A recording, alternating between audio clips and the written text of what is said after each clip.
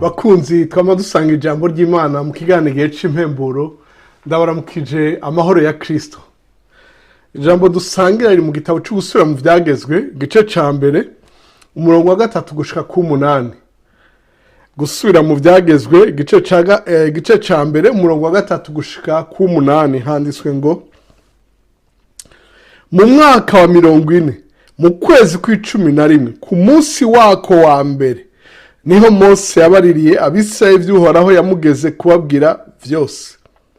Amaze gutsinda Sihoni umwami w'Abamori yaba i Heshiboni na Ogi umwami w'Ibashani yaba hitwa Ashtaroti na hitwa Edireyi. Hakuno ya Yorodani mu gihugu c'i Mowabu niho Mose yatanguriye gusobanurira ibi vyagezwe. Ati Uhoraho Imana yacu yatubaririye i Horebu ati igihe mumaze kuri uyu musozi kirahagije. Nimukebanuke mufate inzira muje mu mugamba wa Mori n'ahandi hose hahereranye no mu kiyaya citwa Araba hose mu mugamba n'ahaciye bugufi ni Negebu no mu kiyaya c'ikiyaga mu gihugu c'abanyakanani ni Lebanoni muze murinde mushitsa ku ruzi runini Efurate. Ati nuko raba igihugu ndakibashize imbere ni mucinjire mucegukire igihugu je Uhoraho narahiye basokuruza banyu Aburahamu na Isaka na Yakobo ko nzobaha bo n'uruvyaro rwabo rukazobakurikira. Imana ishimwe ijambo ryayo. Mukundwa uriko uradukurikira canke abadukurikira muri benshi, ijambo dusangira muri uku kwezi kwa 11 twinjiyemo ni ijambo rivuga ngo kaze mu kwezi kukwinjizwa mu vyawe wasezeranywe mu vyasezeranywe naho vyari vyaratevye. Kaze mu kwezi kukwinjira mu vyo wasezeraniwe naho vyari vyaratevye. Imana ishimwe cyane. Hari mu kwezi kwa 11 wari umwaka ugira 40 bamaze igihe bazunguruka mu bugaragwa. Uhoraho araza arababwira ati iminsi maze kuri uyu musozi irahaye. Sinzi iminsi bari bamaze kuri uyu musozi, sinzi namba baguma bawuzunguruka canke bari bawicayeko.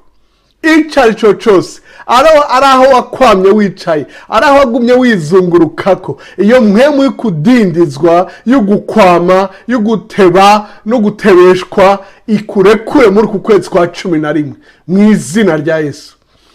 Imana ntiganzwa n'ibihe ariko ikorera mu gihe kandi igiraho ikoreye. Mose arabati Uhoraho yambaririye i Horebu aribuka aho Imana amubaririye. Uhoraho kugirire neza muri ku kwezi uze wibuka aho mwahuriye nk'uko umumarayika yahuye na Zakariya se wa Yohana Umubatiza akamushikira ari imbere y'igicaniro ariko arahereza cari igihe ciwe. Umumarayika aramubwira ati ivyo wasavye Imana vyumviswe kandi vyishuwe. Imana ishimwe cyane. Iyo mwemu yo kwizunguruka kwihagarare, iyo mwemu yo guteba no gutebagana ihagarare, winjire mu vyo wasezeraniwe byose mu kibanza kinaka ahanaka mu gihe kinaka. Imana ihabwa icubahiro. Igihugu bari baragisezerana igihe kirekire, bari barakibariwe, basokuru bari barakibariwe. Sinzi ivyo wizereye, sinzi ivyo wasengeye, sinzi ivyo wabariwe mu ndoto canke wahawe mu ijambo, wahawe mu buryo mwe canke ubundi. Isezerano ryose witege kuribona rishitswa naho ryari ryaratevye.